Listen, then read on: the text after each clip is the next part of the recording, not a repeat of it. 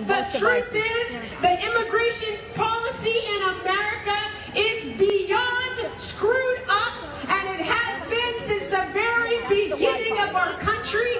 Today, we are here as a community, as neighbors, as brothers and sisters, as family. You will hear a historical perspective on current immigration practice. You will hear personal stories from individuals who have lived and are living the realities of our country's immigration practices. You will hear about ways that you can take action. Action is needed because change is needed. Change is needed.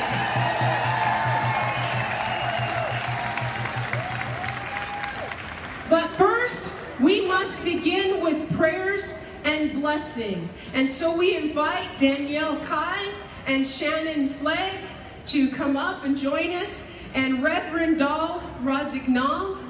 Danielle Key is from Acoma Laguna, and then Shannon is Danae. That is correct. And they are from the Native Health Initiative and Running Medicine. And guess what, folks?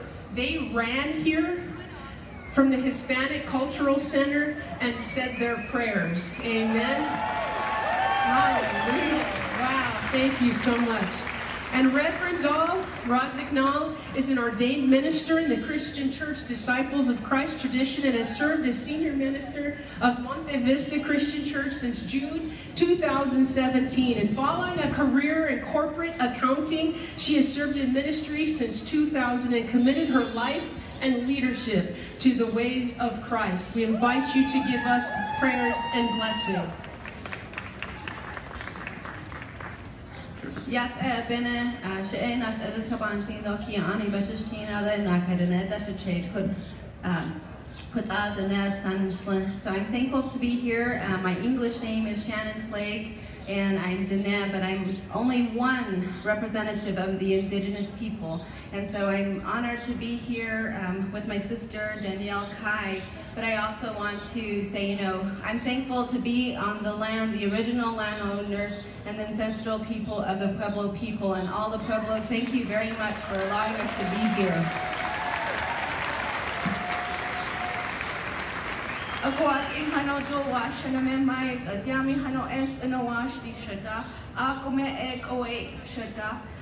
My English name is Danielle Kai. I come from the Pueblos of Acoma Laguna and also Navajo from the Tuba City area. We're very honored this morning to be with you today. We started this morning at the National Hispanic Culture Center to run in prayer for everything that is, you know, happening today. All of you are standing here for a reason, and we all lifted you guys up in prayers this morning. So if you could go ahead and take off your hats, and we can go ahead and pray in your own way, whatever you believe and how you believe, because that's the way my people were raised. My grandmother always said that we should pray collectively, because we don't know who carries that strong prayer. We don't know who is holding that prayer for us to change this world, and we're all standing here to collectively. So whoever you believe in or however you believe in, just pray in your own way as we can. I'll go ahead and say it in English, and I apologize to, you know, Creator for speaking in English. So Mother Earth and Father Sky, I ask you today to come and be with us today as we go on a mission to, you know, save this world in a better way, to spread love, to encourage each other, to continue to be positive, and we give faith and hope and courage to those families that are being torn apart, that we restore even within our own families, that we restore that love, that family lifestyle. So if you don't have maybe reconnect in that way today. If you haven't talked with, you know, a sibling in a long time, if you haven't talked with your parents, give them a call today. Remember that their family's suffering, being torn apart, children crying, you know, not even too far from here, that are being separated from their families. So this is what I ask today, that we be protected as we walk and as we rally together in peace, love, and harmony. And may we end with the, prayer is always continuous. And so we always say, may beauty be around you. And so we say, and we say, may beauty be before you and behind you, above and below and all around, but mainly from your heart and your spirit. And may beauty be restored. May beauty be restored. May beauty be restored. May beauty be restored.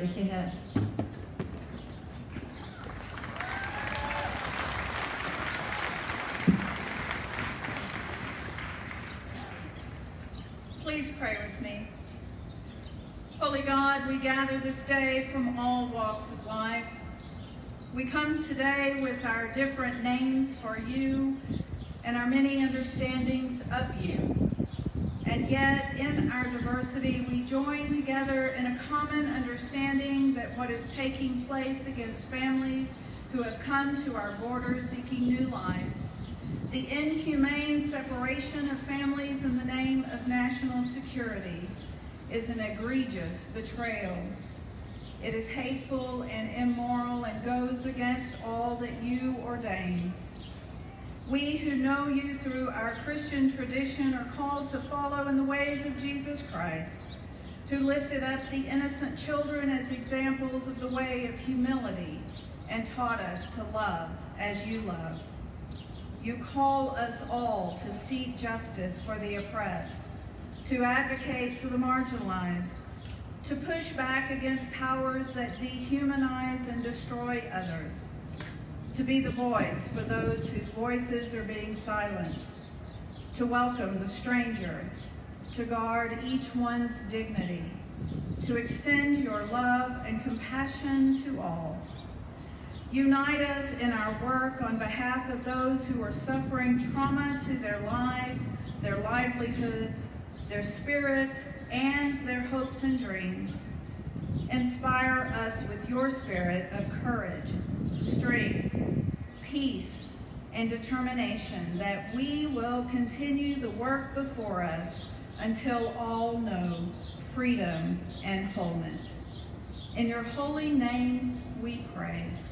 Amen.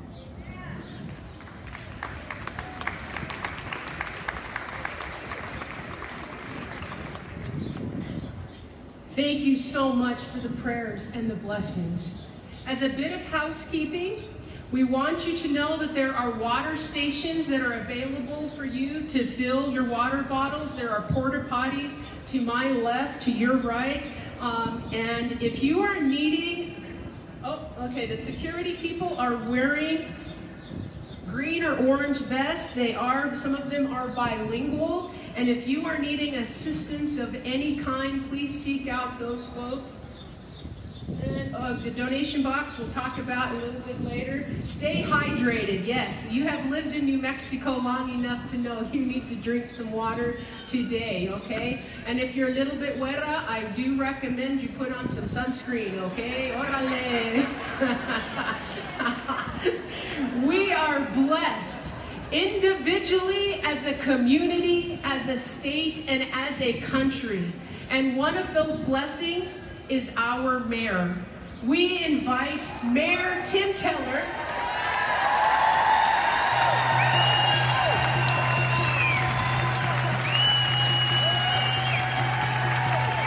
Thank you, Tim, and your family. Thank you.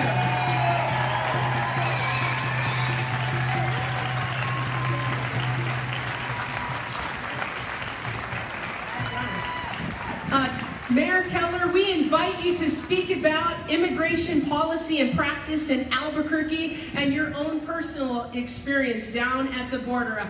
Mayor Tim Keller.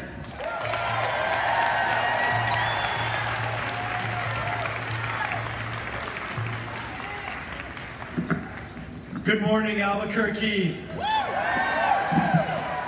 Buenos dias, Burque. I want to thank you so much for the opportunity to be your mayor and for lending me your power and your voice to personally speak truth to power 9 days ago on our border. Today we are here on Civic Plaza as our family stands with yours and families around our state, throughout our country, and throughout the world, to demand that families are reunited.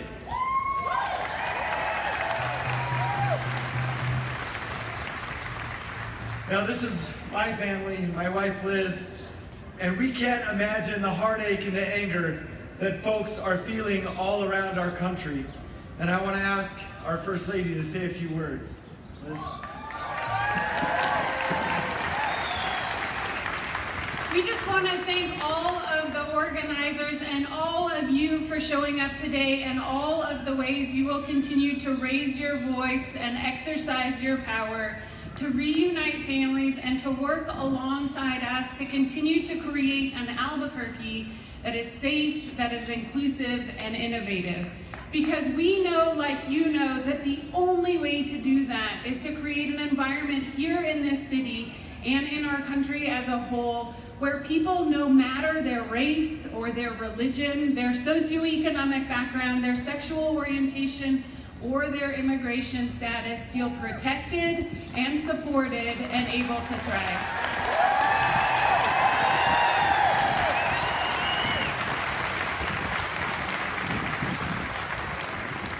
Now, our trip to the border was a very emotional one.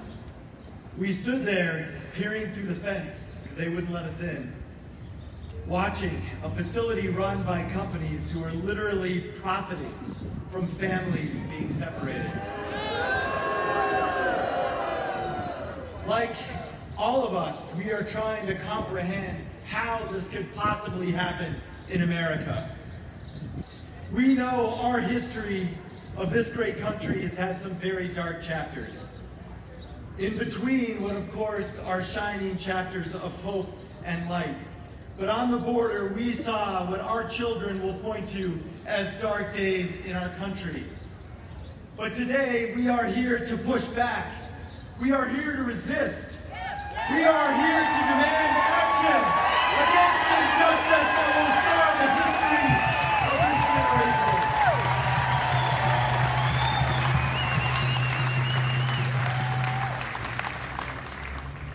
Now, we went to the border to stand up for our families, but we learned we have a long way to go right now in our country.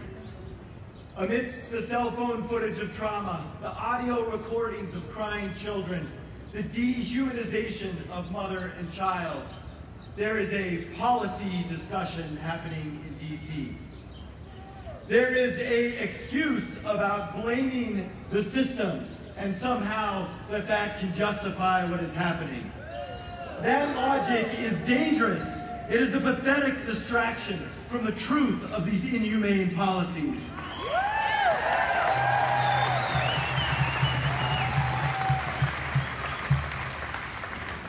Zero tolerance was and is a choice that this administration will be held responsible for.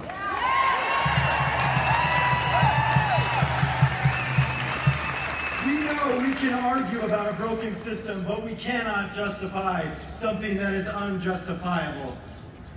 But today, we stand here with each other on our Civic Plaza, in our city, as one Albuquerque, a city that explicitly values the contributions of our families, no matter what their background is or where you came from.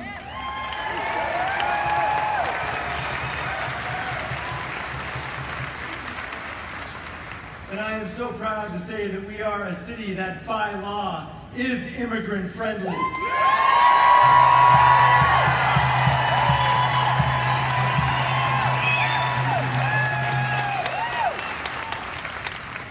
And we are also a city that now has an Office of Equity and Inclusion and an Office of Immigrant and Refugee Rights.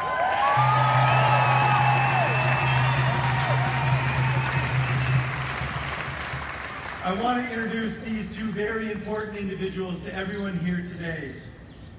And this is Michelle Melendez. She runs our Office of Equity and Inclusion, and Maria Luisa Angel, who runs our Office of Immigrant and Refugee Affairs. We're so grateful to have you in our city.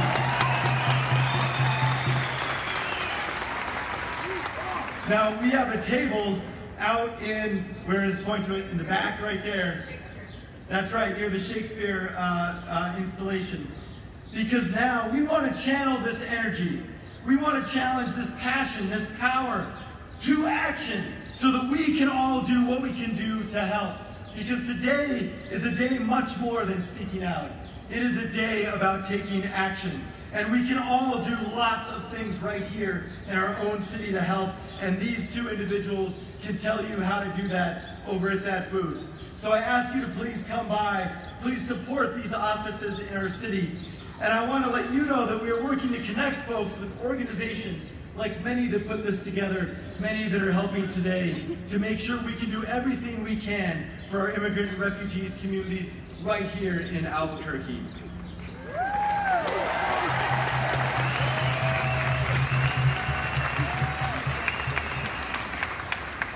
So I want to thank you all for standing with us, for standing here in our city, for being here this morning, and for everyone who believes that even though there's a long road ahead, all of us together can create a future that reflects the America we believe in.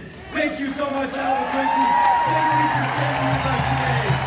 Thank you.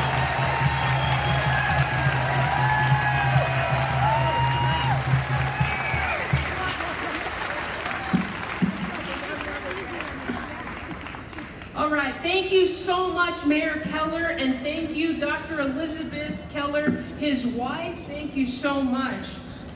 Someone who has been fighting for New Mexico and for immigrant families for decades is Congresswoman Michelle Lujan Grisham.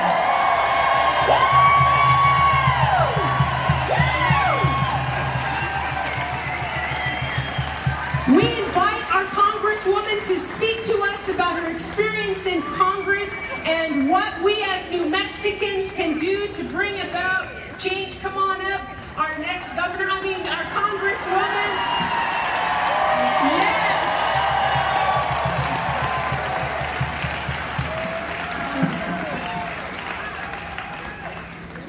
I already broke something. Usually it's not, I don't break anything until 11.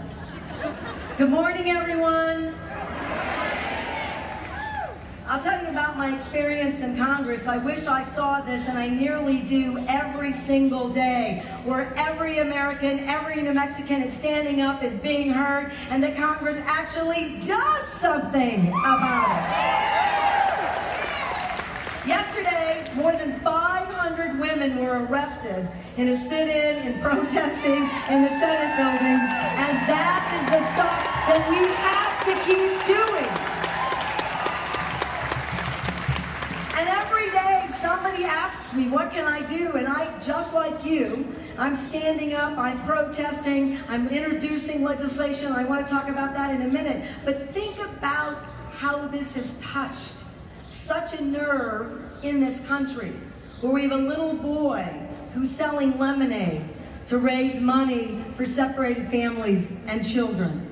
Right? That this is a situation where everyone, irrespective of our abilities, our social status, our economic status, and even our age, are standing up against the worst thing I have seen this country do in my lifetime.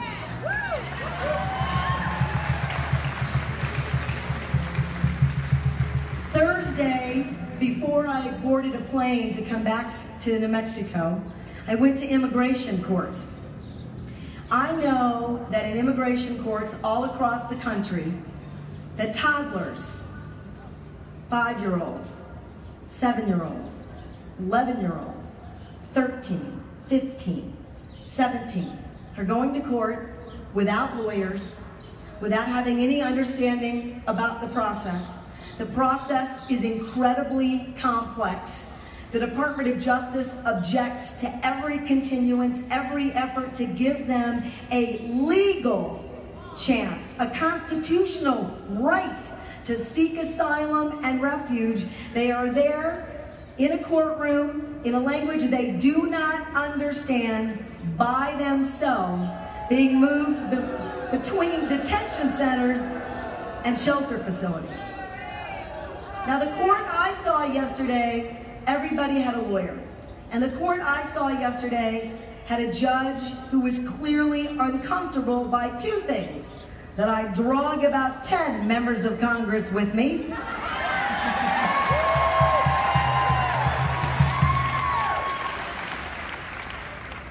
And that the situation is completely unfair.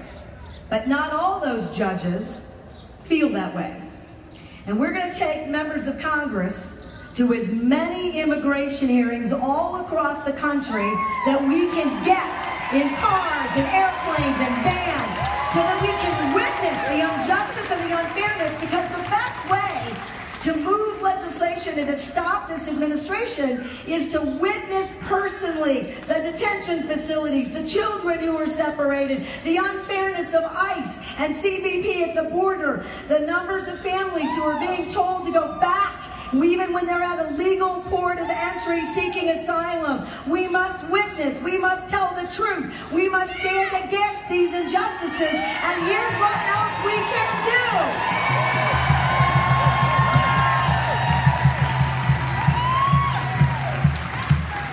We are going to force the administration to have a real plan with independent observers to reunite the more than 2,000 families who have been separated. 2, we are going to keep an independent oversight group to do everything they can to stop the injustices in these private federal prisons and detention centers, one of which is right here in New Mexico.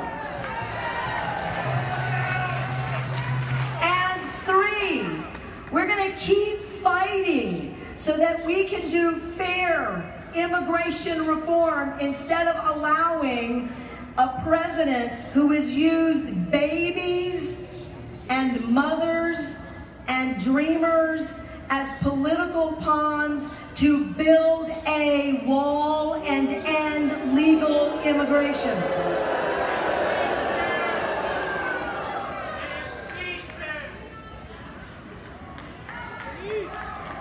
I just can't really argue with some of the things I'm hearing from the audience. His last immigration proposal that even the press was calling a compromise only got 120 votes from Republicans in the House of Representatives. So your efforts are working. And I need to know this, because as a mother and a grandmother, I could not live if I did not know where my children and grandchildren were or whether or not they were safe. And I know that that's every mother and father and brother and sister who is here today. We could not live with that trauma. We could not. So we must not stop fighting until they are all reunited. This country goes back to its constitutional principles, and we are clear that every elected member, whether it's at the city council or the county commission or legislators or governors or members of Congress or presidents, stand for the people they represent.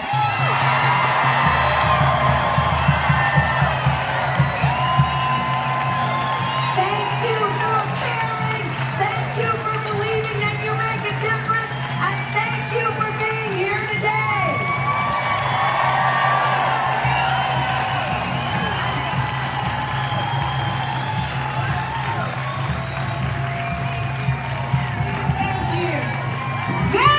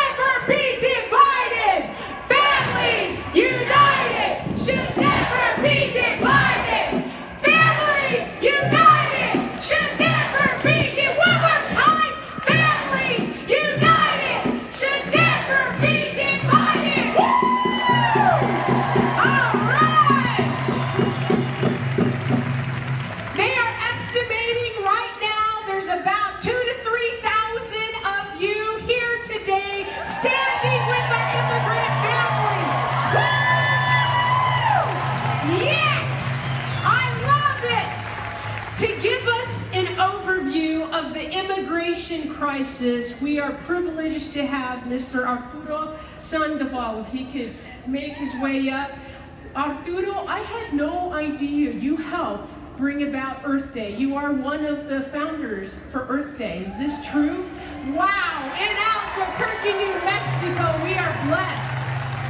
He is a founder and executive director of the Center of Southwest Culture, which was founded in 1991 as a nonprofit organization to help develop healthy Indigenous and Latino communities through economic development initiatives and educational and cultural work. He has been active, and this is no reflection on his age because he's really only 21, but 5 decades of community-based economic development, cultural, environmental, and civil rights efforts in New Mexico and across the U.S.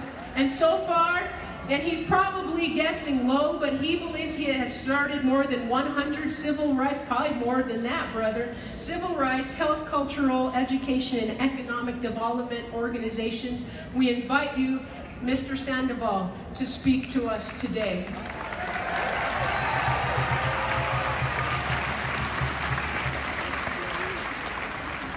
Buenos dias, compañeros. They said keep it short, and believe me, I'm going to keep it short.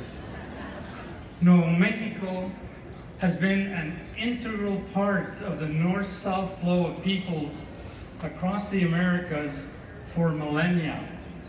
Trade routes that carried more than 250 different items emanated out of the Valley of Mexico as far as Oque or Wingue Pueblo, north of Santa Fe, beginning at least 1,000 years ago.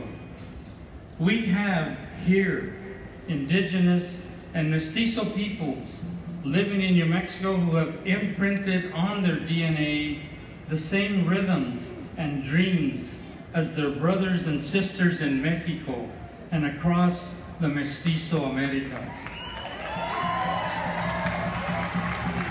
For us then, those children separated from their families at the U.S.-Mexico border are our children.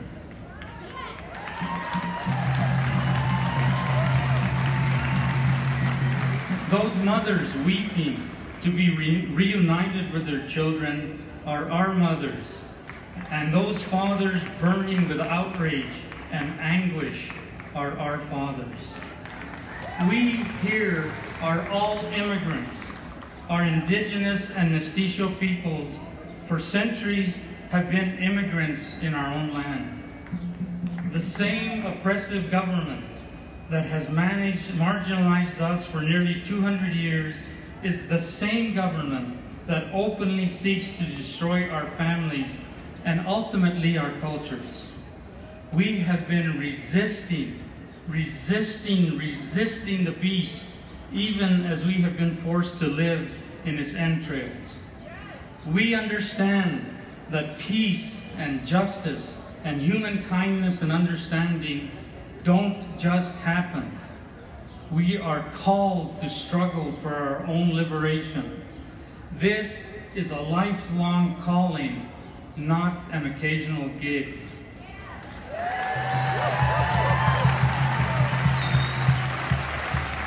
There is no wall, no policy of family separation, no amount of oppression or hate that will ever separate Nuevo Mexicanos, all of us here today, from our immigrant brethren, wherever they may come from.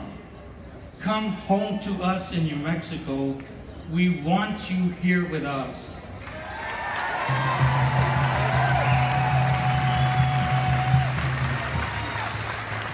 Our brother Martin Luther King told us, change does not roll in on wheels of inevitability, but comes through continuous struggle. And so we must straighten our backs and work for our freedom. No one can ride you unless your back is bent. Thank you.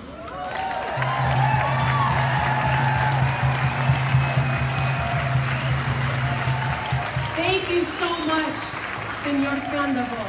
Together, united, we can make a change. One powerful tool we have available to us is social media. Right now, if you have a Facebook account, I am invite you to Facebook Live this event. Be sure at the beginning to say your name and what you are here for, and then start Facebook Living that puppy. And I want you to, right now, if you could you just take a selfie of yourself with the crowd behind you? Go ahead, don't be shy. Take a picture of yourself, because we want you to post that bad boy to your Facebook wall, to your Instagram, to your Snapchat, and we want you to tweet about this event. Please use these hashtags right here. Come on, let's do it. We're Snapchatting, we're Instagramming. Hey, I'm in a selfie with the choir. Woo! Hey, all right! Yeah, there we are. All right, and then we're going to tweet those and Facebook, put those on Facebook. Look at the choir. Oh, you didn't bring your phones, huh? Oh, she did. Oh, yeah. Woo! Because you know what? That puto in the White House likes to tweet. So we're going to have him tweet about this today. Yes. Yes. All families deserve to be safe, remain intact, and deserve equal protection under the law. You being here today sends a message to our local and state officials that family detentions need to stop. They need to stop. That children must be reunited with their parents, and ICE needs to be defunded.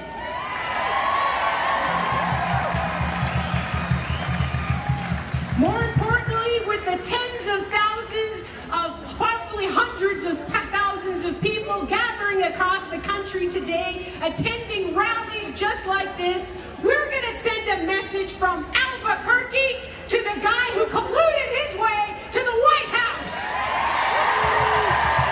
Yes. Immigrant rights are human rights. Immigrant rights are human rights. Immigrant rights are human rights. Immigrant rights are human. One more time. Immigrant rights are human rights. Thank you. We invite Marcia Rosenstein to come and speak to us. She is from the Holocaust. Marcia, if you could make your way forward. There she is. Thank you so much, Mrs. Rosenstein. She's from the Holocaust Museum. She stands in solidarity with us. Please give her a big welcome.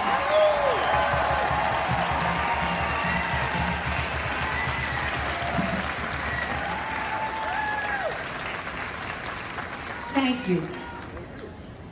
I'm heartbroken. I just can't believe it.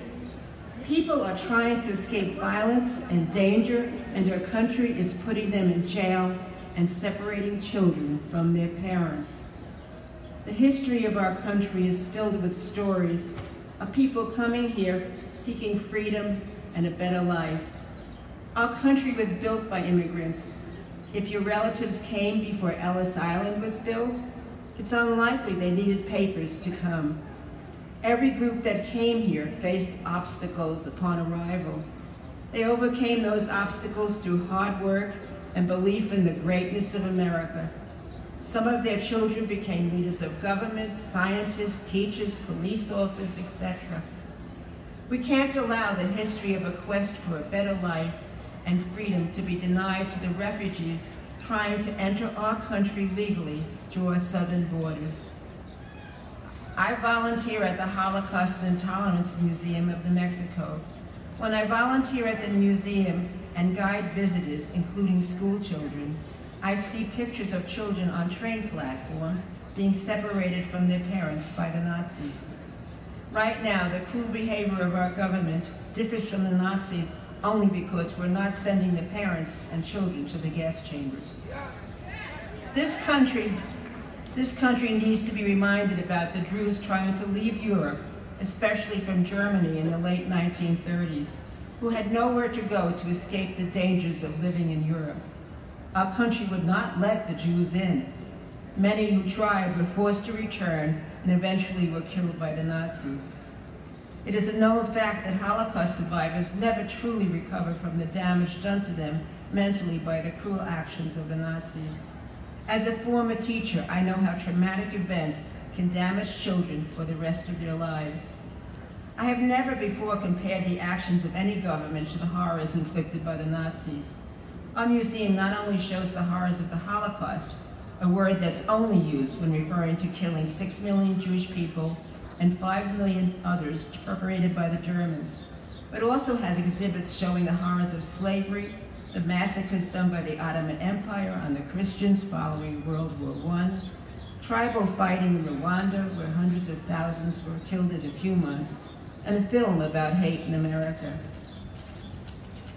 When I look at the history of the rise of the Nazi Party, we see that the freedoms of the German people were eaten away little by little. The people felt they could live with the changes, but no one said or did anything when their Jewish neighbors disappeared from their communities. The fear of the authorities was overwhelming. I volunteer at the museum so I can teach people about the horrors governments can inflict on people if they're not vigilant and willing to fight for their rights as citizens. Please visit the museum at 616 Central Southwest between 6th and 7th.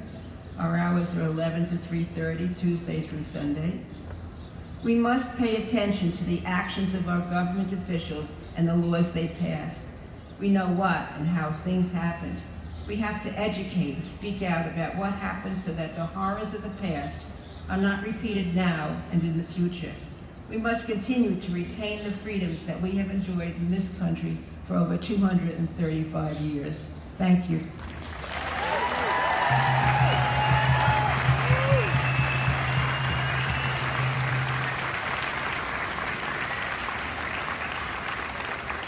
Demanding change comes at a cost, a sacrifice. It will take your time, your energy, your efforts, your prayers, and your emotional investment.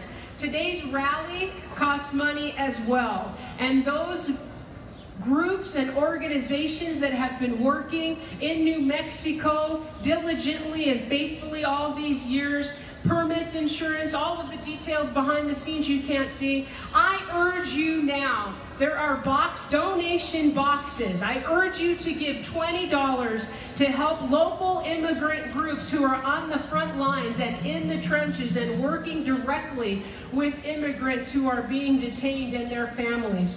Sacrifice a couple cups of coffee for the cause. Give up going out to eat one night. We stand with immigrant families, and our money, where we put that money, shows that. Thank you for your donations, folks. Thank you very much. There are donation boxes here to my left in front of the stage. Thank you. We can all give something. If you can't put $20, 50 cents, $1, $10, we like Benjamins, but we'll take whatever you will give us. Let us put our money where our conscience is. And as we mentioned before, separating children from their families is a tool of oppression, and as an immigration practice is unfortunately not new. You will now hear from 4 members of our family who will share how that inhumane, unjust practice has impacted their communities.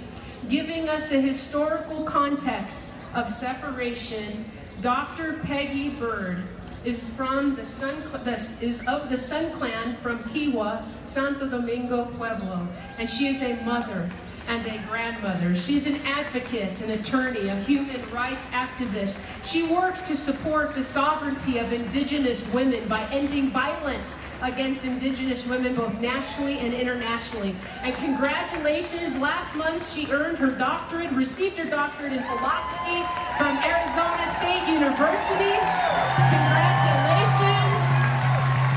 Congratulations. Woo! Girl, I am writing my dissertation right now, and I think I'm going to die. She's a co-director of the Indigenous Women's Human Rights Collective and a board member of Tewa Women United. Please speak to us.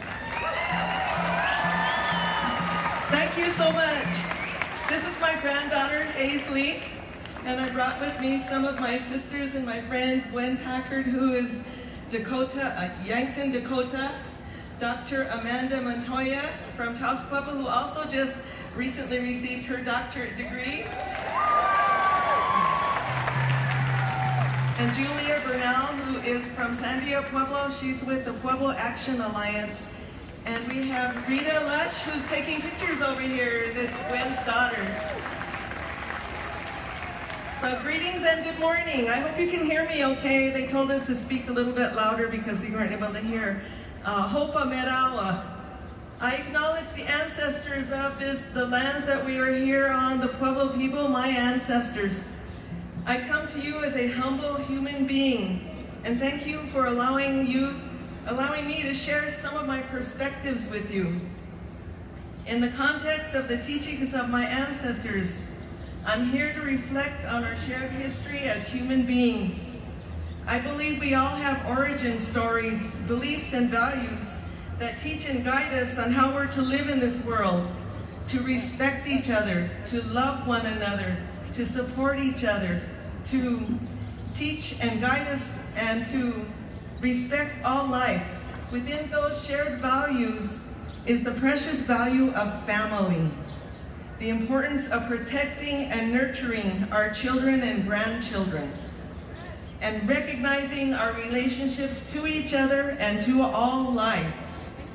We know from history that those values have been under attack here in the United States as policies derived from the doctrine of discovery and other papal bulls issued by the Pope in the 1400s have been used to dehumanize indigenous peoples, to exterminate us, to take us off and push us off our homelands, to force us to live on reservations, and families were displaced and separated. The Holocaust happened here in these lands, in the United States. The United States policy has been and continues to be assimilation of indigenous peoples, of Native peoples into American society, so that someday they don't want us to be here anymore. And they want to take our remaining homelands again. In United States history, our children have been seized and taken away from our families, separated from our communities, separated from each other, forced to learn a foreign language, had their hair cut, were punished for speaking their native languages, singing their songs and dancing their dances. Hundreds of Native children died at those boarding schools, far, far away from their mothers and families. So many children were sexually abused at those distant boarding schools. Many children died of disease or broken spirits. Some children did escape, but were taken back. And those who survived were traumatized. And the trauma has been carried down over the generations to us. And we're just now starting to deal with the impacts of that trauma, which permeates throughout Native communities across the country, where you have high rates of alcoholism, suicide, cancer, diabetes, opioid and meth addictions, domestic violence, sexual assault, and human trafficking. Sorry, I was trying not to cry, but the hurt and the anger, it always comes out.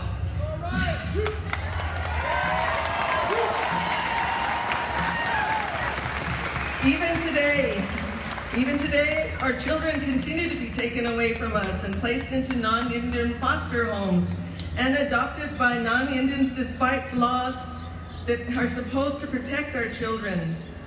And then, I'm seeing all these posts on Facebook, and it just hurts our hearts, especially recently when you see those pictures, what happened at Standing Rock, when our people and people that were protesting were placed in cages just like animals, just like what's happening now. And peaceful protests, and they were arrested, and they're still having to go to court facing federal charges.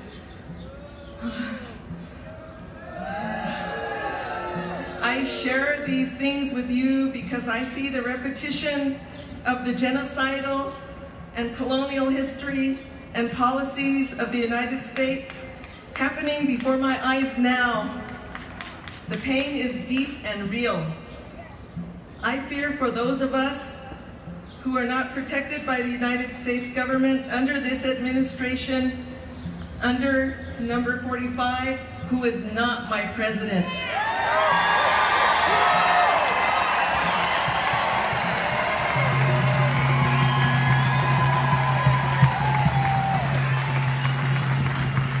my message to you is that we must find ways to be strong together, to fight for our values, to fight for justice, and to fight for what is right. We must stay strong in the face of blatant racism and attacks on humanity. We cannot be dehumanized any longer. We are human. We have rights. We belong here, and our families should not be separated. All families deserve to be safe, intact, and deserve equal protection under the law. Thank you for being here. Families belong together.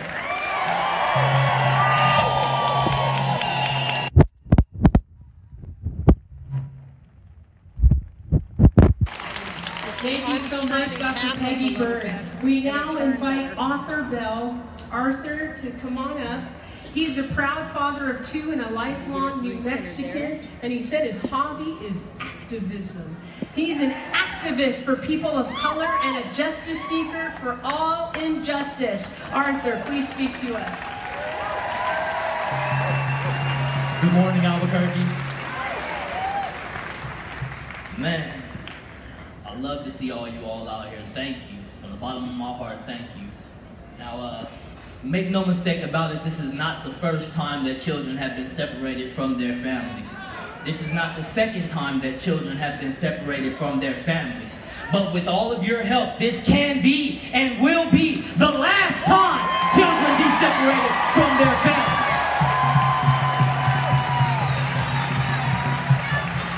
With that said, we all know this country was built on the genocide of our indigenous brothers and sisters.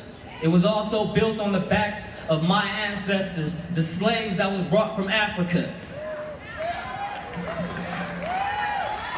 How can you say someone else doesn't have a right to be on stolen land?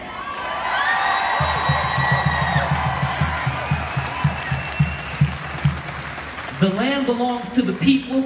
You all are the people. We are the people. Trump does not represent the people.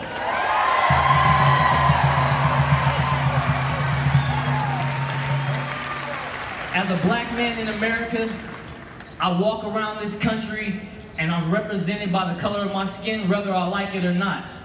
Me knowing that, I try to conduct myself in a way that I can represent everybody that looks like me. There is no reason for anybody to be discriminated against because of the color of their skin.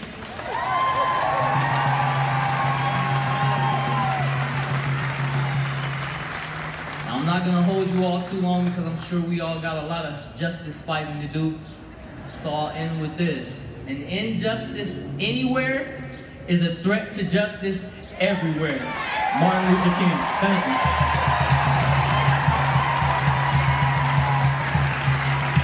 Thank you so much, Arthur. You will now hear from Lon Senna. And Lon Senna is a second-generation immigrant born and raised in Albuquerque. She's a community leader, a board member of Asian American Association of New Mexico. She's a founder of the Asian Pacific American Caucus, and I learned on Friday, I believe it was, she loves to cook. So the next time we have a rally, y'all, we're going over to Senna's. Thank you. Asians and Asian Americans have been battling for equality and the end of mass incarceration and family separation for centuries, like our brothers and sisters of color in the past and present.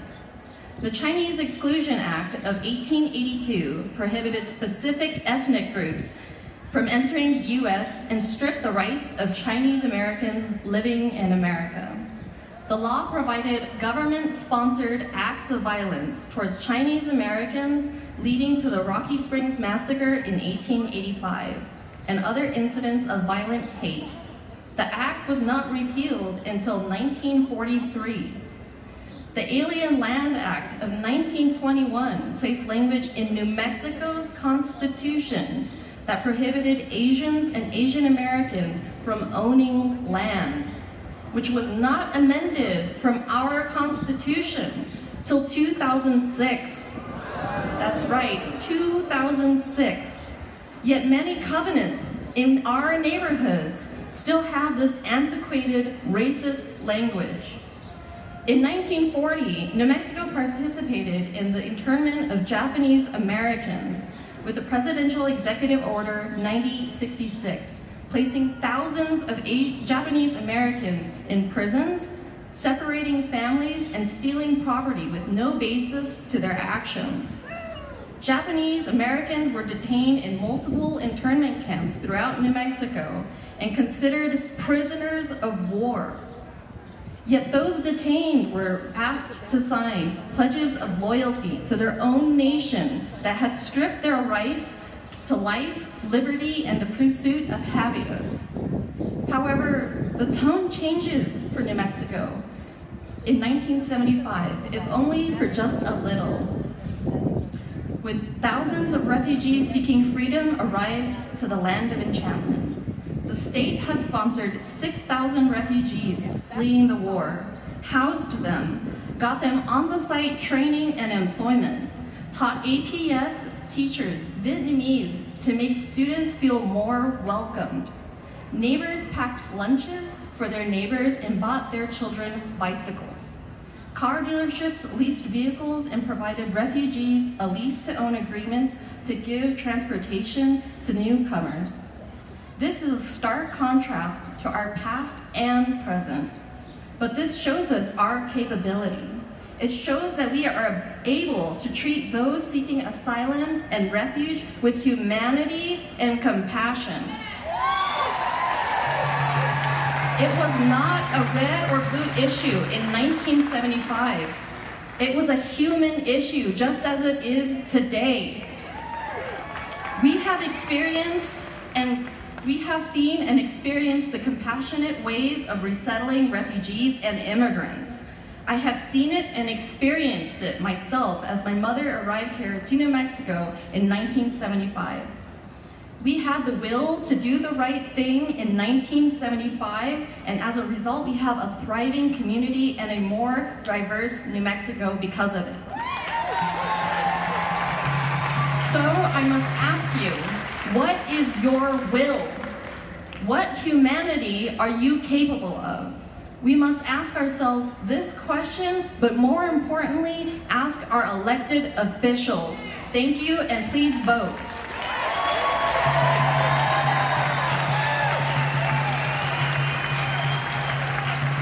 Exactly. And if you have not registered to vote yet, there are tables in the back where you can register to vote. We now invite Samia Assad to come and speak to us. Samia is a Palestinian-American Muslim who is a proud wife, mother to 9. And when I first met her at the healthcare rally, I didn't believe that at all. But she does have 9 wonderful children. She's a local business owner. She's a grassroots feminist and human rights activist. And on Thursday, there was an action in Santa Fe she'll tell you briefly about that I was privileged to be a part of. 23 people participated in the sit-in and were ticketed, and 3 went to jail. Samia was arrested as well. She'll tell you about that. She has been fighting for immigrant rights, and she is a chair of the Peace and Justice, tri-chair of the Poor People's Campaign. She also serves on the Human Rights Board for the city of Albuquerque. Please, Mrs. Assad, please speak to us.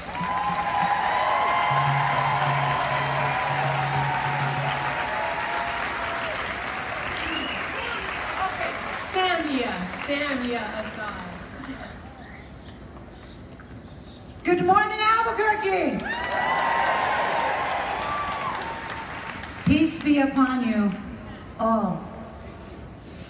I just want to recognize my daughter here. This is daughter number 5 of 9 kids. Span.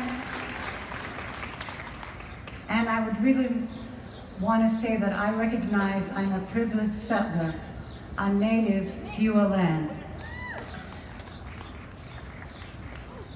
The last couple of days have been very unsettling for me. We just heard from our Supreme Court and the decision to uphold the Muslim ban. let's call it what it is. It is a Muslim ban, not a travel ban. This decision further emboldened a racist, fascist president. Pretty much gave him broad authority and unchecked power to further damage immigrant communities and the rest of us to practice our rights and our religion, to live true to ourselves and our gender and our religion. It's going to take a long time before we could ever overrule this decision. It may take decades. So we must be steadfast. This immoral, unethical decision should not reflect on who the decision makers are in this country. We are the decision makers. We must hold the moral narrative, our unity, our togetherness, our oneness, and what should dictate the policy of this country.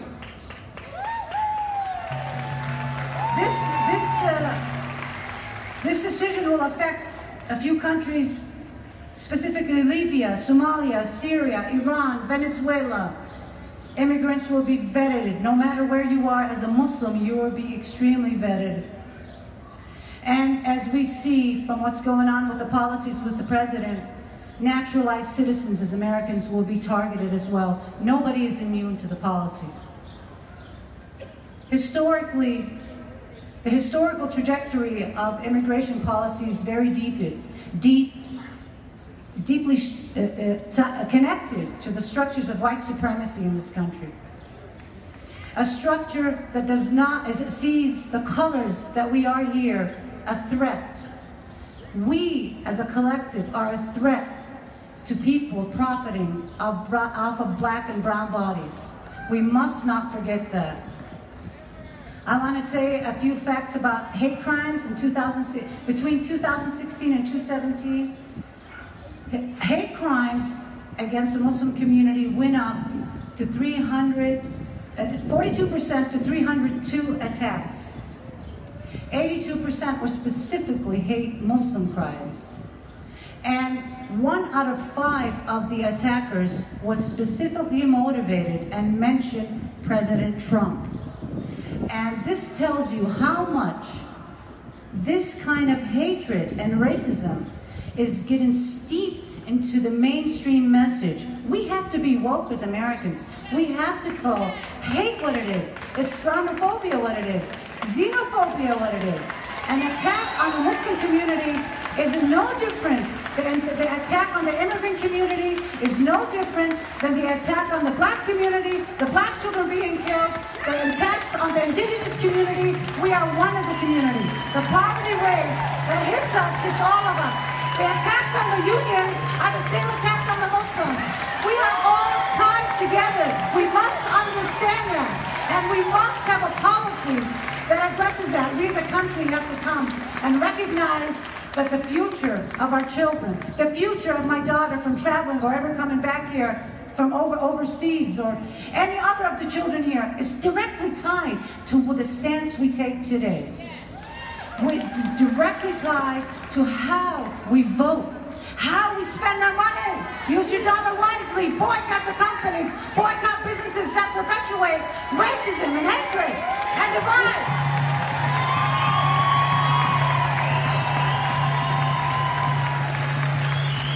Yes, on Thursday, Women's March of New Mexico called for an action that would correlate with the Women's March National on the Department of Justice. We decided to take it to the governor's office. Susana Martinez needs to be shut down!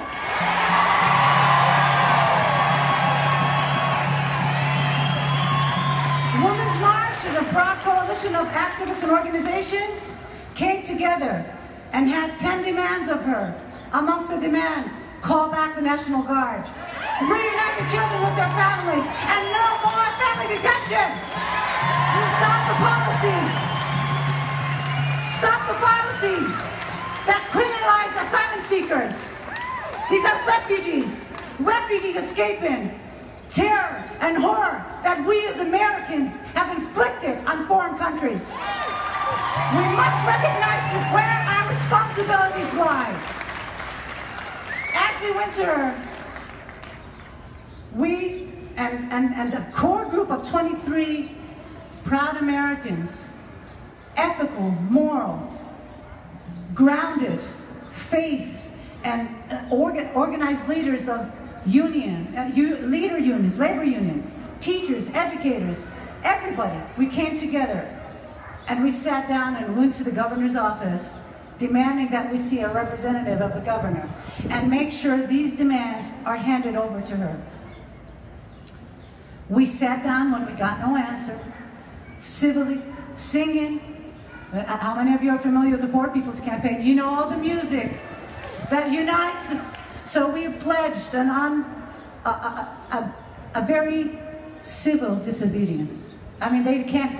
The president and his clan cannot tell us what civility is. We teach civility, all right?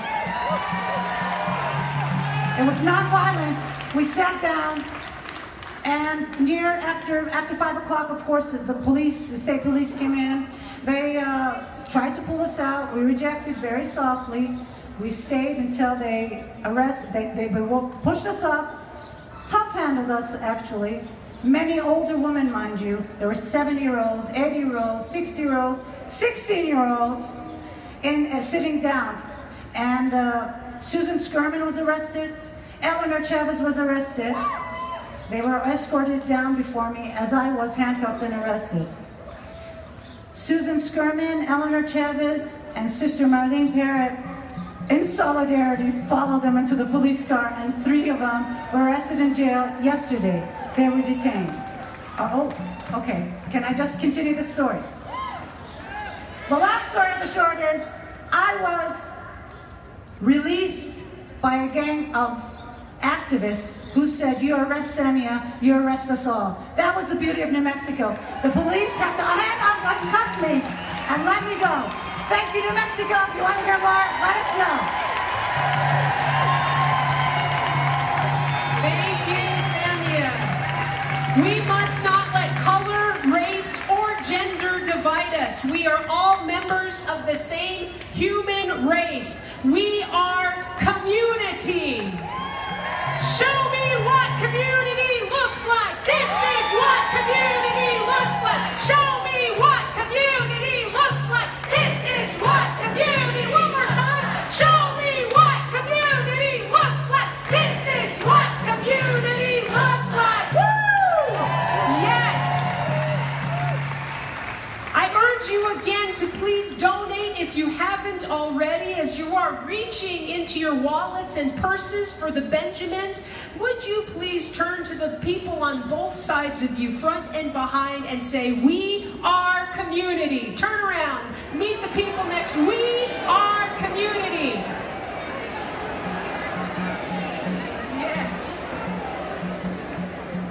And we're up to estimated about 5,000 people here now. Woo!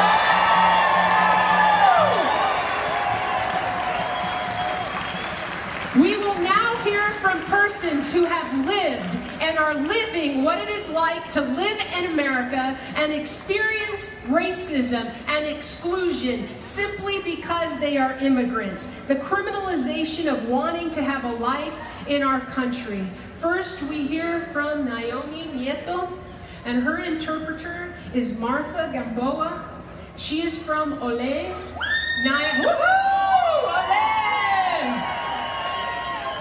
Naomi was undocumented for 11 years. She recently became a resident, and 2 months ago she became a U.S. citizen when she got her naturalization.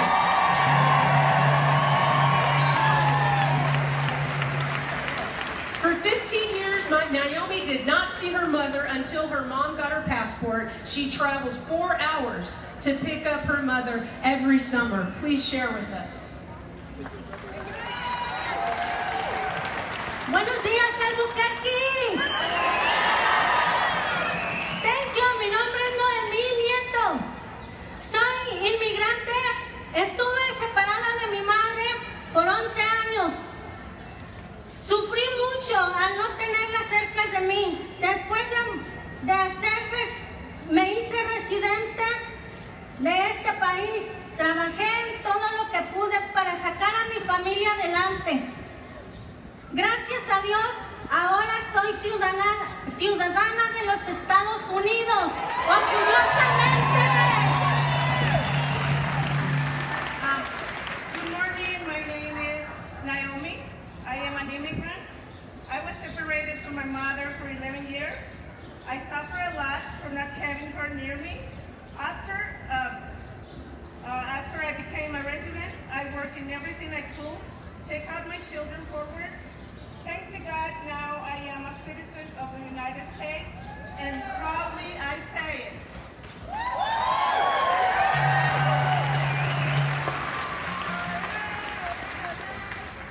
Por la separación de mi familia, me casé a los 17 años. Luego empezó la violencia. Tuve una cirugía en el cerebro a causa de tanto golpe. Ahora estoy bien.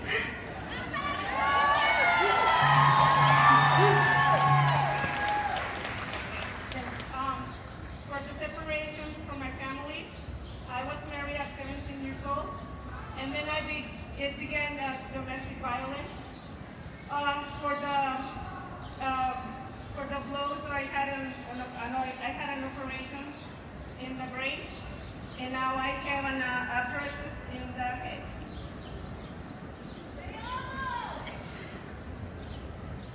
A pesar de todo esto, estoy bien. Soy una activista. ¡Soy activista! Lucho por los derechos de nuestra gente, nuestros antepasados, por las separaciones de las familias, por los derechos. Yo experimenté la misma situación. No quiero que más traumas para las familias. I am well. I am an activist. I fell for my ancestors, my family, and my people. Cesar Chavez has been my inspiration to continue fighting for the rights of each one of us. I do not want the same trauma for families.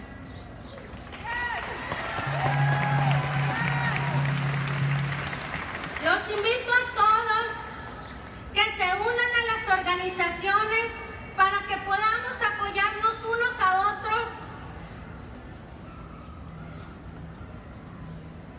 Tenemos mesas alrededor. Pasen a conocernos. Los invito a que apliquen por la ciudadanía. Se sentirán más seguros, libres y protegidos. Se pueden conectar a OLE para ayudar. Gracias. Gracias. God bless you.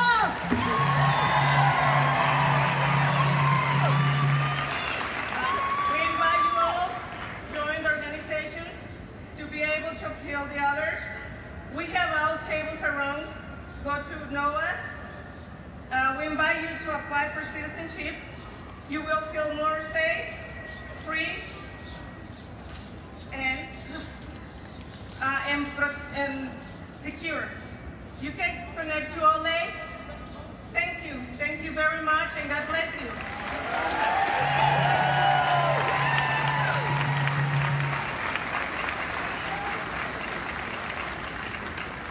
Thank you so much, Naomi. Now we will hear from a representative from El Centro. Hilaria Martinez is going to tell us her personal story of separation and family. Litzy Martinez will interpret for her. Hilaria is an immigrant and hard-working mother of 4, come on up, sister, a wife and a longtime volunteer with the Health Club and the Parent-Teacher Association with APS. She's also an activist and an active member with El Centro de Igualdad y Derechos.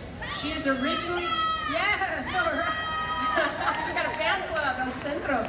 She's originally from Tabasco, Mexico, no? And she and her family consider this city their beloved home. Please share with us.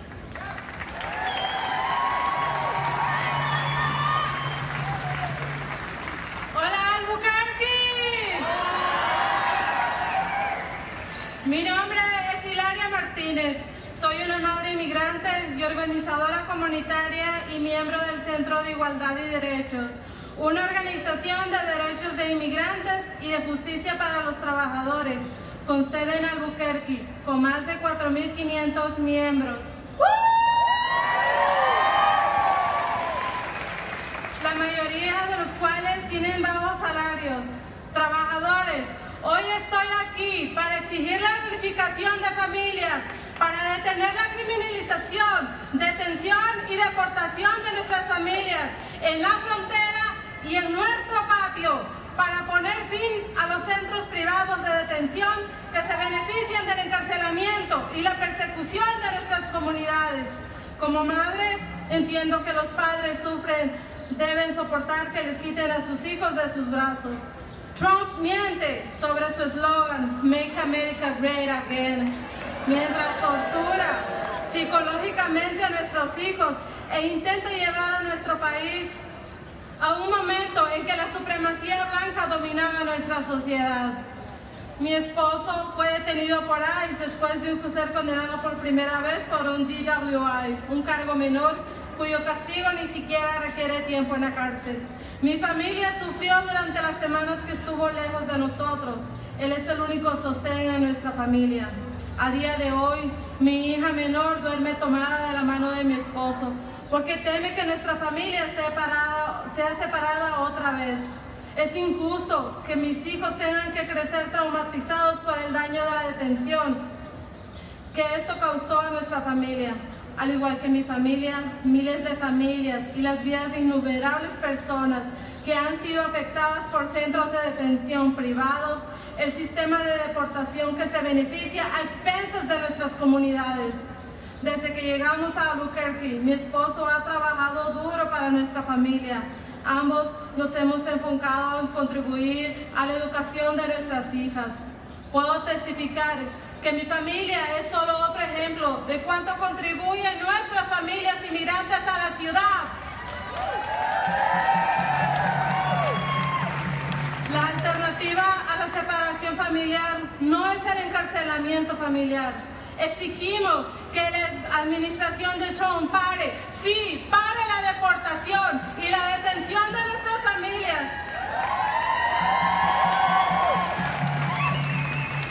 Estoy profundamente orgullosa del largo legado de resistencia de Nuevo México.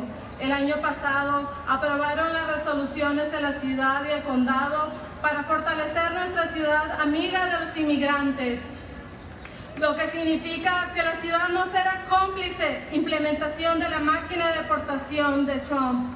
Esta es una victoria significativa para nuestras familias después de años de trabajo constante para abordar el daño que el exalcalde Berry infligió después de invitar a la colaboración de ICE en el centro de transporte de prisioneros. Esta victoria se logró gracias al trabajo de nuestras familias trabajadoras, inmigrantes de bajos ingresos, que continúan en la lucha porque sabemos que nuestro poder siempre proviene de nuestras familias y comunidades. Hoy nos gustaría reconocer al alcalde Keller y otras elecciones locales que están de pie con nuestras familias.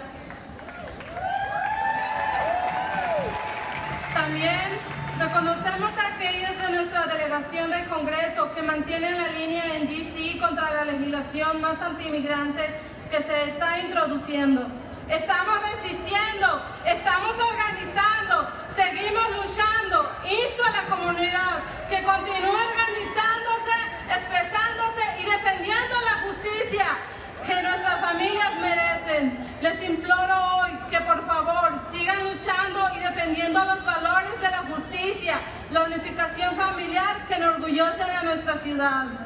Te invito a la mesa de información del centro para aprender cómo puedes involucrarte en las próximas semanas, meses, años para luchar por la justicia de nuestras comunidades. Y en el centro siempre decimos, ¡sí se puede! ¡Sí se puede! ¡Sí se puede! ¡Sí se puede! ¡Sí se puede! Good morning, Albuquerque! My name's Litzy, and I'm here to interpret for my mom.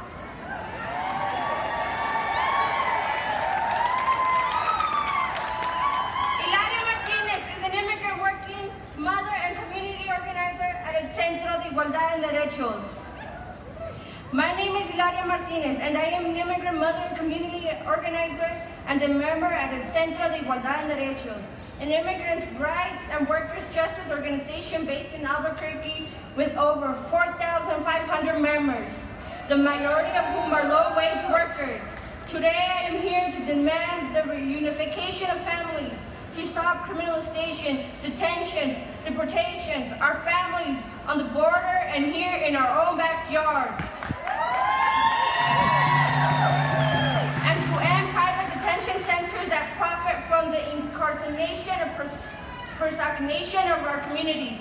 As a mother, I understand the suffering of parents must endure when their children are taken away from their arms. Trump is lying about his tagline, "Make America Great Again," while the psychological tortures our children and tries to take our community back to time when supremacy demonstrated our society. My husband was targeted by detained by ICE after he was incarcerated for the first time, DWI, a minor charge whose punishment does not even involve jail time. My family suffered throughout the weeks he was away from us. He is the only breadwinner for our family. This day, my youngest daughter sleeps holding his hand with my husband because she fears that our family will be torn away again. It's unfair for my children to have grown up traumatized because of the harm the detention caused to our families. Like many families, thousands of families and lives of countless numbers of individuals have been affected by the private detention centers and the deportation system that profits at the expense of our communities. Since we arrived in Albuquerque, my husband has worked hard for communities. We have both focused contributing to the education of our daughters. I can testify that my family is just another example of how much immigrant families contribute to the city. The alternative to our family separation is not incarceration. We demand that Trump's administration stops the deportation, detentions of our families. I'm proud of the New Mexican long legacy of resistance. In the past year, we passed resolutions in the city and county strengths our strats immigration-friendly city, which means that the city won't be complete implicitly to Trump's deportation machine. This is a significant victory for our families after years. Our constant work to add the damage the former Mayor Berry inflicted after evicting collaboration with ICE and President Transport Centers. This victory was made thanks for the work of our low-wage immigrants, working families who continue in the lucha because we know that our power has always come from our families and communities. We would like to recognize Mayor Calla and other local elections who are standing with our families. We also recognize those from the congressional delegation that are holding in the line in D.C. against the most anti-immigrant legislation behind introduced. We are resisting, we are organizing, and we are continuing fighting. I urge the community to continue to organize, to speak out, and to stand for the justice that our family deserves. I implore you today, please keep fighting and to stand for the values of justice, family unification that make our city proud. We invite you to a Centro's information table to learn how to get involved in the upcoming weeks, months, years to fight the justice of our community. ¡Sí se puede!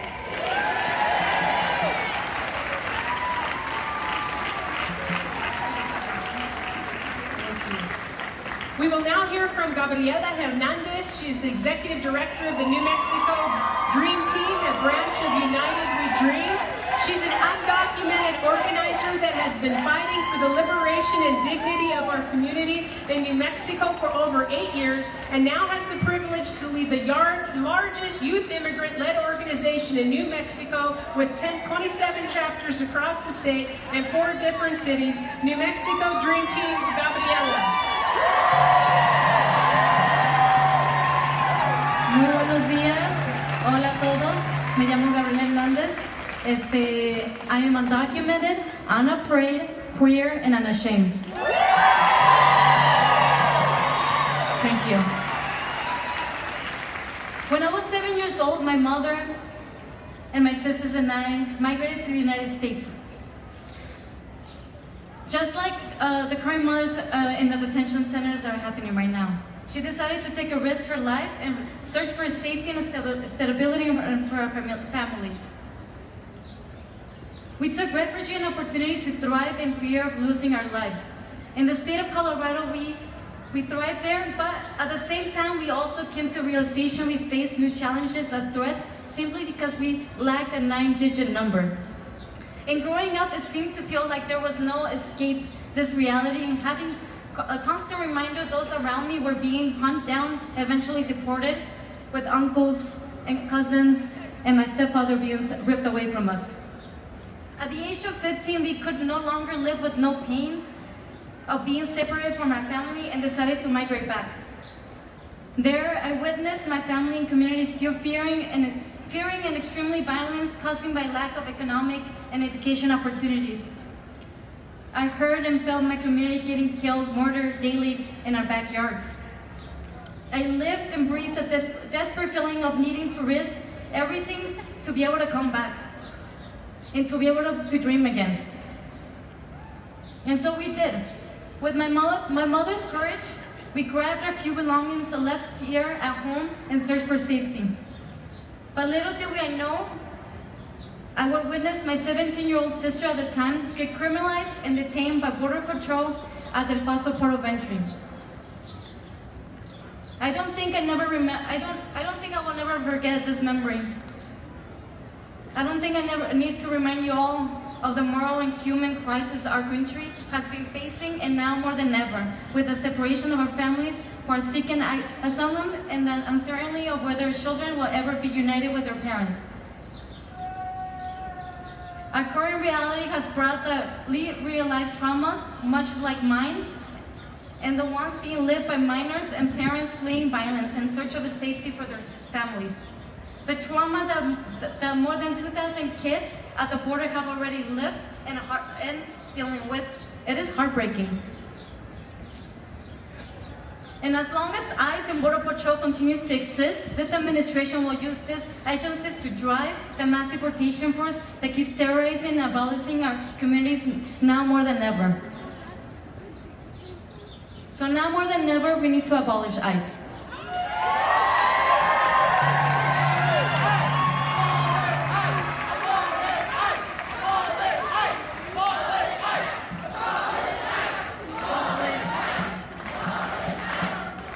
We have a long road ahead of us to repair the damage done to the tens of thousands of children and parents who are still kept in detention and also facing deportations in this country.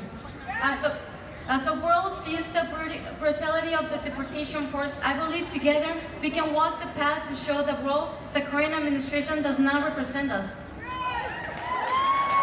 And the New Mexican community will not be part of this administration deportation machine. I truly believe that immigrants, youth, and allies will lift up the community of the people terrorized by the agents and declare that we are here to stay and we need freedom for all immigrants now. And if we're looking for a way to get involved, it all begins with ourselves. And begin aware of the current reality and the reality of our communities that has been what we have been facing now and for generations. Get involved in local organizations like the ones out here today, and make sure you exercise your right to vote for those who can't. So let's take action right here, right now. Can everybody please take out your phone? Everybody take out their phone right now. And text Abolish ICE 877-877. Let's take action. Abolish ICE 877-877.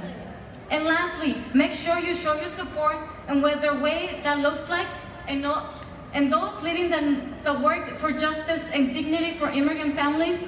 Thank you. So repeat after me. Down, down with deportation. Up, up with liberation. Down, down with deportation. Up, up with liberation. Down, down with deportation. Up, up with liberation. Down, down with deportation. Up, up with liberation. Down, down with deportation. Up, up with liberation. Down, down with deportation.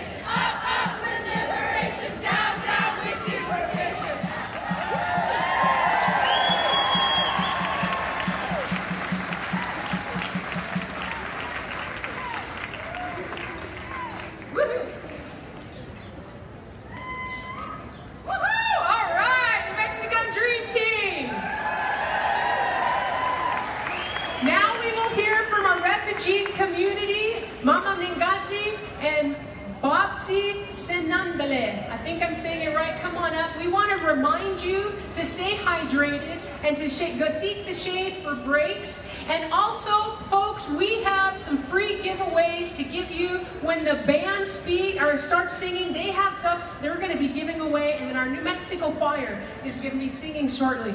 Please come and speak to us. Mama Ngazi is a co-founder of the Immigrant and Refugee Resource Village of Albuquerque and founder of New Mexico Women's Global Pathways and volunteer executive director of Immigrant and Refugee Resource Village of Albuquerque. She's an activist and advocate for refugee, immigrant, and asylees. Her daughter, yes, Boxy Sinandale, right? Yes, is a first-generation American citizen like myself. Yeah, right. Resident of Albuquerque, New Mexico for 23 years, works as an advocate and a community health worker for refugees, immigrants, and others through the UNN Pathways to a Healthy Bernalillo County program. She has a passion for giving back to the community. You're smiling because she's your daughter, huh?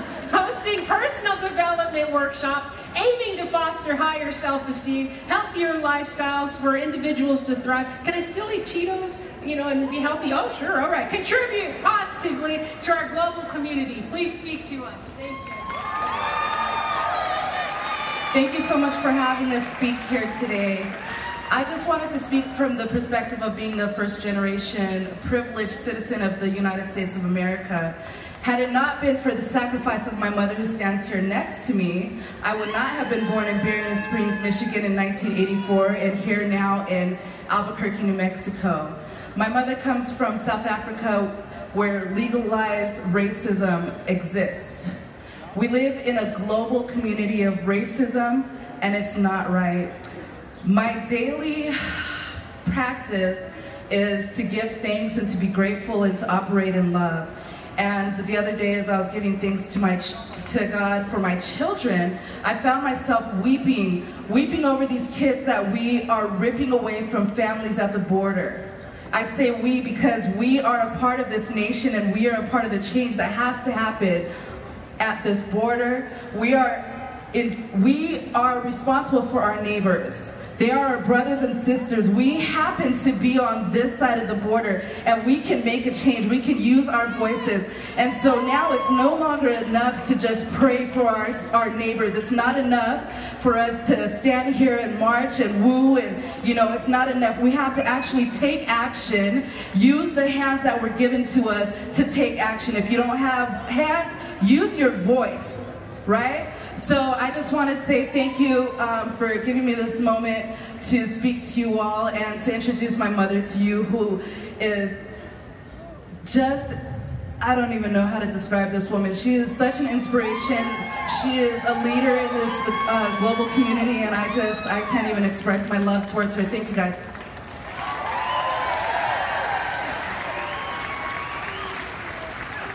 Good afternoon or morning, Albuquerque. I'm going to ask you to do something very special at this time, because I believe that we have spoken, we have marched, and we do everything to try to eliminate racism in our country. I say my country because I left my country where I was fed racism. I left my country where I went to the rivers and to get racist waters. I was bred and breastfed by my mother, who was raised in racism. And when I left South Africa, I was thinking, oh my God, thank you heaven, because now I'm going to a paradise, a land where I will have not to worry about bullets or firearms from the white people. But alas, racism follows me. I now breathe the air of racism in America. I shower with the waters of racism in America. So I am asking you right now to lift all your hands up and look up to heaven and pray to God to intervene.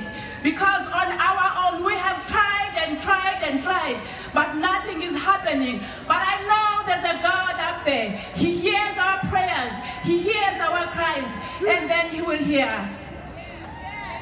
Thank you.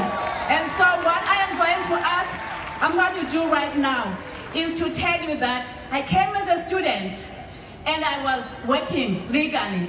But in 2005, the racism or the racist policies made me to become undocumented.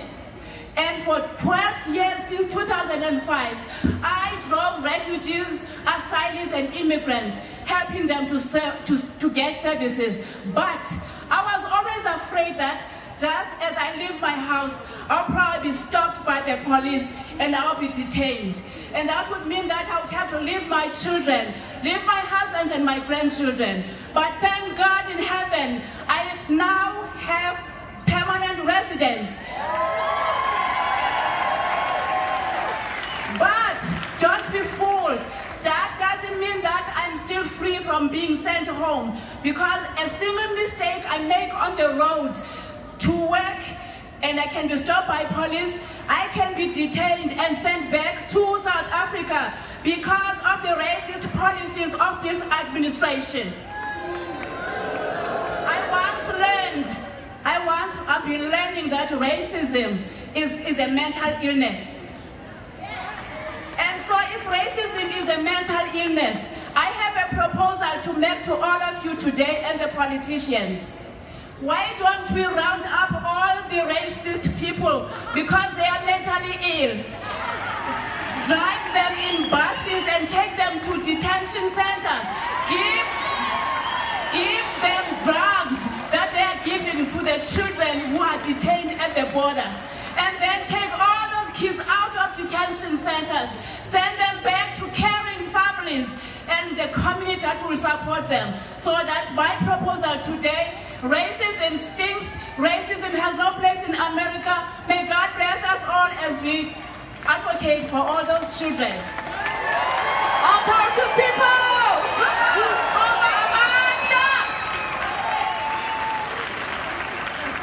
Thank you so much. Thank you. As the New Mexico Peace Choir assembles and gets ready to sing, they're going to perform 2 songs. I ask you to reflect in silence. I ask for silence now as you reflect on the personal stories you just heard. What are you going to do to help bring change? Now you know what is going on, what has been going on, what our immigration policy and practices in our country. What is your commitment? We'll take 30 seconds, and when you're ready.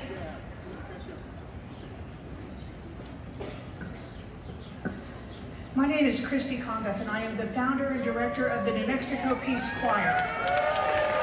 We are one of only a handful of peace choirs in these United States. I wish there were more, because I truly do believe that music is one way to touch the hearts and inspire change.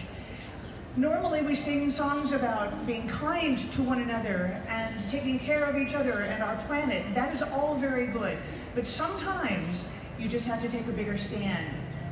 We stand in unity with you for these egregious crimes against humanity.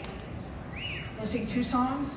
One is called The Prayer of the Children, speaking for them, how they feel as they cry. They cry, who will help us? Who will help me? The second is called Fences. The ending line is, hope is formed when we decide there shall be no fences.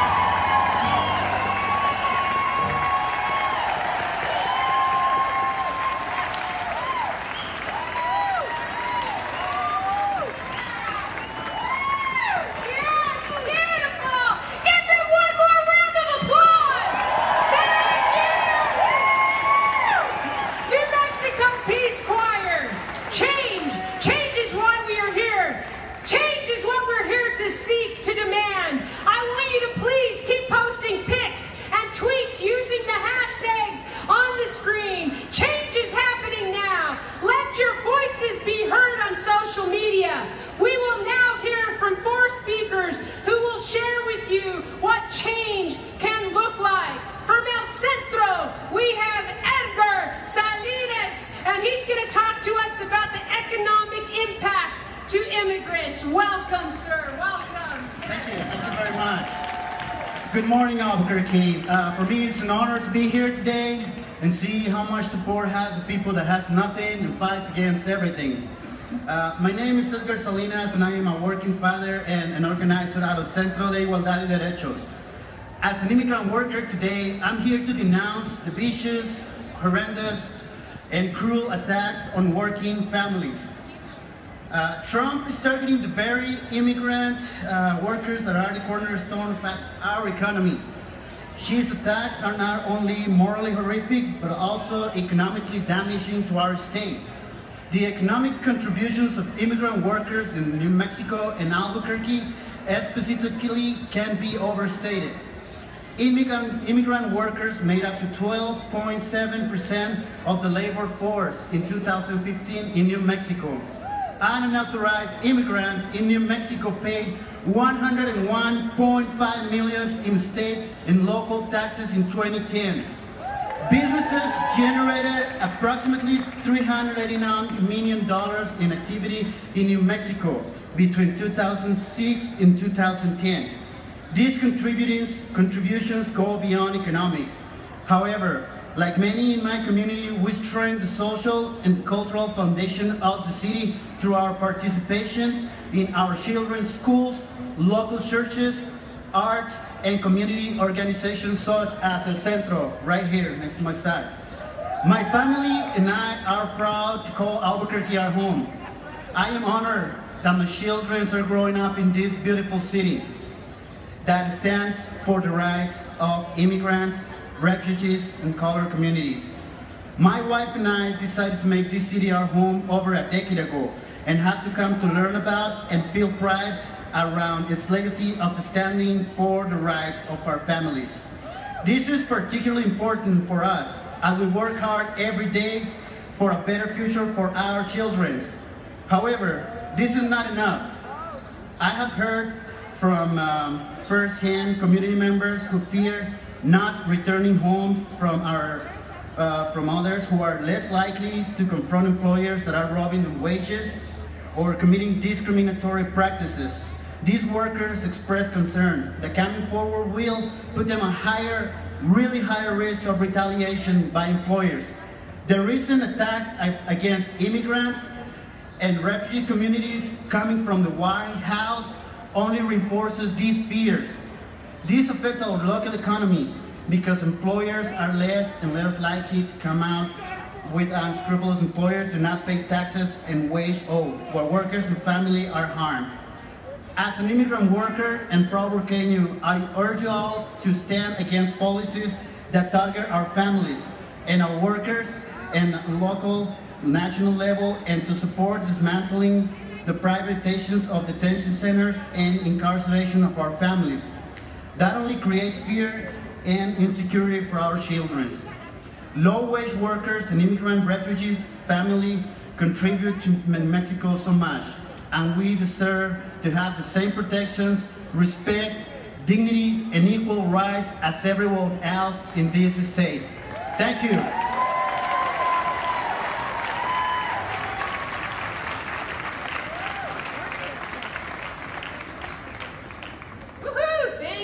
Salinas. Now Cindy Nava is going to share a personal story of being a dreamer. She arrived in the U.S. at the age of 7 from Chihuahua, Mexico with her parents and siblings and was raised in the North Valley of Albuquerque and Southside Santa Fe. And she enjoys and loves spending time with her 2 nieces. Are they here with you today?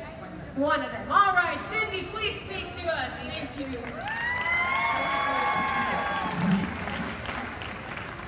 I used to believe that being undocumented was the hardest thing that had ever happened to me.